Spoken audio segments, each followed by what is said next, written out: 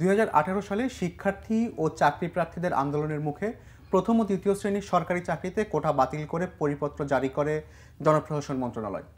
কিন্তু চলতি বছরের 5 জুন সেই পরিপত্র বাতিলের রায়ের পর আবারও আন্দোলনে শিক্ষার্থীরা এবং 1 জুলাই থেকে টানা সেই আন্দোলন চলছে। এসব নিয়ে আজকে আলোচনা করতে চাই।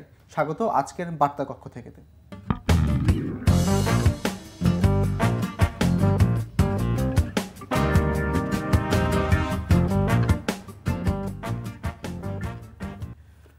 আজকের বার্তাকক্ষে আমাদের সঙ্গে অতিথি হিসেবে এসেছেন প্রথম আলোর বিশেষ প্রতিবেদক মোস্তাক আহমেদ। মোস্তাক আহমেদ, আপনাকে স্বাগতম। আপনাকে ধন্যবাদ। অলরেডি তো এই মুহূর্তে আমরা যখন অনুষ্ঠানে শুটিং করছি তখন বাংলা ব্লকেট অর্থাৎ গতকালকে এই আন্দোলনরত শিক্ষার্থীরা আজকে যে আন্দোলনের ডাক দিয়েছে, আমরা নাম দিয়েছে বাংলা ব্লকেট, সেটি চলছে এবং আমরা খবর পেয়েছি, আমাদের প্রতিনিধিরা বলেছেন বিভিন্ন বিশ্ববিদ্যালয় থেকে তারা আসলে পার্শ্ববর্তী যে সমস্ত সড়ক রয়েছে সেগুলোতে মিছিল নিয়ে তারা জমায়েত হয়েছেন। এবং এই যে একটা অবস্থা, আপনার কাছে প্রথমে জানতে চাই যে আসলে এখন কোটা নিয়ে আমরা আলোচনা করছি, স্বাধীনতার পরে আসলে বাংলাদেশের সেই সময়ের কোটা ব্যবস্থাটা কেমন ছিল? আচ্ছা, আপনি যেটা শুরু থেকে বলছিলেন কোটা নিয়ে একটা আদালতের প্রেক্ষাপটে বিষয়টি আসছে, তো আমি আরও কোটার ইতিহাসটা একটু ছোট করে বলতে চাই যে কোটার ইতিহাসটা আসলে বেশ দীর্ঘ। বাংলাদেশ স্বাধীন হওয়ার পর থেকেই কোটা ব্যবস্থাটি ছিল। প্রথম দিকে কোটা অনেক আরও বেশি ছিল, সেটা একটা প্রেক্ষাপটও ছিল। তো ধীরে ধীরে এই কোটাটা কিছুটা কমে শেষ পর্যায়ে এসে এটা 56% এসে দাঁড়ালো। তারপর এভাবেই চলছিল।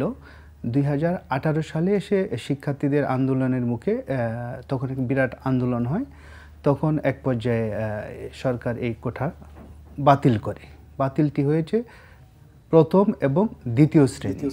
কাগজে পত্রে যদিও আর এখন প্রথম দ্বিতীয় শ্রেণী বলা হয় না, সেটা নবম গ্রেড থেকে 13তম গ্রেড চাকরির যে স্তরটি আছে সেই স্তরটিতে আসলে এই ব্যবস্থাটি বাতিল করা হয়। এর ফলে কয়েকটি বিসিএসও সেভাবেই হচ্ছিল। তারপর সংক্ষুব্ধ ওই যে বাতিলটি হয়েছিল সেই বাতিলের বিরুদ্ধে সংক্ষুব্ধ হয়েছিলেন যারা, তারা আদালতের শরণাপন্ন হয়েছিলেন। তো সেটি 2021 সালে। মোস্তাক আহমেদ, শিক্ষার্থীরা যারা আন্দোলন করছে, শিক্ষার্থী এবং চাকরি প্রার্থী, তারা বলছেন যে সরকার আদালত এবং শিক্ষার্থীদের মুখোমুখি দাঁড় করিয়েছে। তো আসলে এই অবস্থা থেকে সরকার 18 সালে পরিপত্র জারি করলো যে কোটা থাকছে না প্রথম শ্রেণী দ্বিতীয় শ্রেণী সরকারি চাকরিতে, আবার এখন এসে আবার আদালত সেটাকে বাতিল করলো।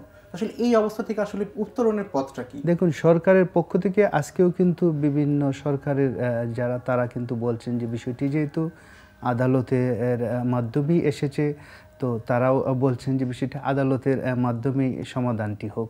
তারা আশা করছেন যে আদালত থেকে একটা সমাধান আসবে। আমরাও চাই যে এই যে একটা পরিস্থিতি তৈরি হয়েছে, আপনি জানেন যে এই শিক্ষার্থীদের আন্দোলনের পাশাপাশি বর্তমানে বিশ্ববিদ্যালয়ের শিক্ষকদের একটি আন্দোলন চলছে। তাদের যে পেনশন সংক্রান্ত একটি বিষয় নিয়ে, পেনশনের সরকার একটি প্রত্যয় নামে একটি স্কিম চালু করেছে। তো বিশ্ববিদ্যালয়ের শিক্ষকরা বলছে এটি তাদের জন্য বৈষম্যমূলক, সেই জন্য তারা চান যে তাদের জন্য এই প্রত্যয় স্কিমটি বাতিল করা হোক। সেই জন্য তারা গত 1 তারিখ থেকে টানা আন্দোলন চলছে, তারা কর্মবিরতি চলছে। আমি আজকে ঢাকা বিশ্ববিদ্যালয়ে গিয়েছিলাম। হলগুলো, বিশ্ববিদ্যালয়ে যে শ্রেণীকক্ষগুলোতে তালা ঝুলছে, শিক্ষকেরা কলাভবনের সামনে বসে আন্দোলন করছেন। তারা যেটি বলছেন যে তাদের যে 3 দফা দাবি, এই যে প্রত্যয় স্কিমটি তাদের জন্য বাতিল করা আর তাদেরকে সুপার গ্রেডে উন্নীত করা, অর্থাৎ সিনিয়র সচিবদের সমপর্যায়ের যে গ্রেড সেটি দেয়া, আর হলো তাদের জন্য স্বতন্ত্র একটি বেতন কাঠামোর দেয়া। তো এই প্রেক্ষাপটে আবার শিক্ষার্থীদের আন্দোলন, ফলে শিক্ষা প্রতিষ্ঠানগুলোতে কিন্তু শিক্ষার যে স্বাভাবিক পরিবেশটা নেই। তো এরকম একটি পরিস্থিতি এসে দাঁড়ালো। অর্থাৎ দুটি বিষয় এক হয়ে যাওয়ার ফলে শিক্ষাঙ্গনে কিন্তু এক ধরনের অস্থিরতা ঠিক বলবো না, কিন্তু একটা শিক্ষার যে স্বাভাবিক পরিবেশ, যেটা আপনি বললেন, একটা অচল অবস্থা চলছে। তো আমরা আশা করব যে সব পক্ষ মিলে আলোচনার ভিত্তিতে এই যে পরিস্থিতি যেন সমাধান হয়, কারণ এইরকম চলতে থাকলে তো আসলে সবার জন্যই ক্ষতি। তাই আমরা আশা করব যে সব পক্ষের মধ্যে একটা আলোচনার ভিত্তিতে এই দ্রুত এই সমাধানটা হোক।